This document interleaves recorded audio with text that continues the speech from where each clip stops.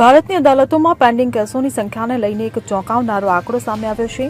ડિસેમ્બરની સ્થિતિએ દેશભરની વિવિધ અદાલતોમાં 43 લાખથી વધુ ચેક બાઉન્સ કેસ પેન્ડિંગ છે। આ કેસોમાં રાજસ્થાન ટોચ પર છે, જ્યાં 6.4 લાખથી વધુ કેસ પેન્ડિંગ છે। ત્યારબાદ મહારાષ્ટ્ર, ગુજરાત, દિલ્હી, ઉત્તર પ્રદેશ અને પશ્ચિમ બંગાળ આવે છે। ચેક બાઉન્સના કેસોમાં થતા વિલંબને ધ્યાને લઈ સુપ્રીમ કોર્ટે 10 માર્ચ 2021ના રોજ 10 સભ્યોની સમિતિની રચના કરી હતી। આ સમિતિનો ઉદ્દેશ્ય આ કેસોના ઝડપી નિકાલ માટે જરૂરી પગલાઓનો અભ્યાસ કરવાનો હતો। સમિતિએ સ્પેશિયલ નેગોશિયેબલ ઇન્સ્ટ્રુમેન્ટ્સ કોર્ટ બનાવવાની ભલામણ કરી હતી।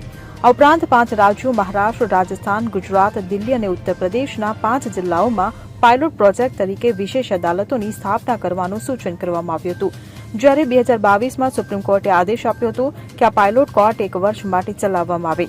5 રાજ્યોના 5 જિલ્લાઓમાં 25 વિશેષ અદાલતોની સ્થાપના કરવામાં આવી હતી। જો કે અદાલતોની પ્રગતિ અને તારણો અંગે હજુ સુધી કોઈ વિગતવાર માહિતી ઉપલબ્ધ નથી। હવે જુઓ દેશ દુનિયાની તમામ ખબરો તમારી આંગળીના ટેરવે। ઉઠાવો મોબાઈલ અને ગૂગલ પ્લે સ્ટોર પરથી ડાઉનલોડ કરો અમારી CN24 ન્યૂઝ મોબાઈલ એપ।